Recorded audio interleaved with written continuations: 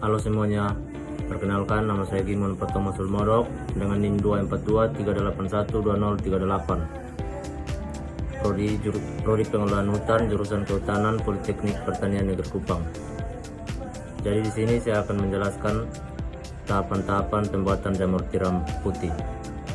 Tahapan yang pertama yaitu pengumpulan alat dan bahan.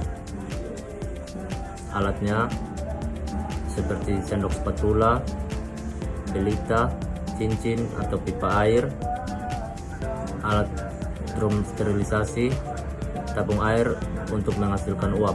Bahannya serbuk gergaji halus 165 kg, dedak padi 25 kg, tepung jagung 4 kg, kapur dolomit 3 kg, tepung tapioka 3 kg, dan cairan EM4 1 botol, atau sekali pencampurannya dipakai sebanyak 3-4 tutup botol.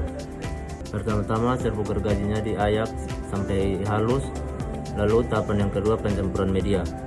Media yang sudah siap tadi dicampurin ke merata, lalu ditambahkan air sedikit demi sedikit hingga tingkat kelembapannya 60% sampai 80%. Setelah pencampuran media, masuk ke tahap ketiga yaitu proses fermentasi.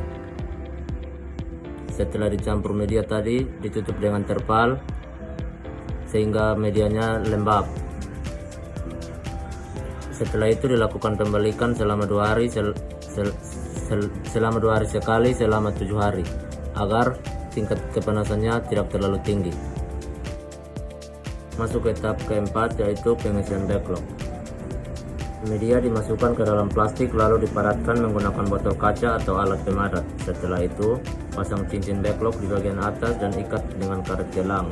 Setelah itu, masukkan kapas ke dalam cincin lalu ditutup menggunakan kertas bersih dan ikat lagi menggunakan karet gelang.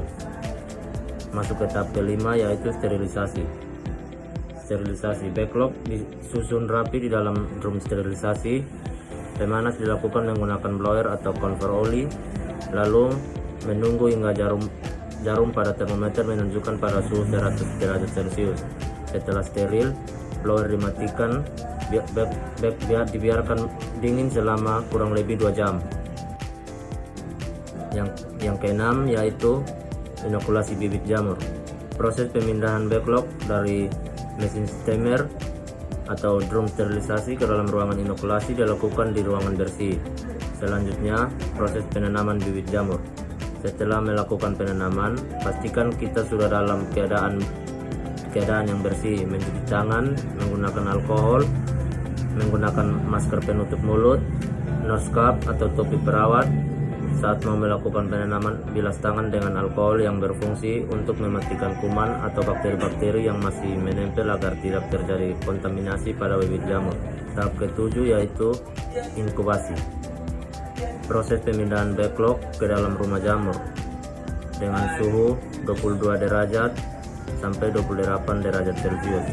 Ruangan yang harus gelap, ventilasi cukup, dan kelembapan 60-70%.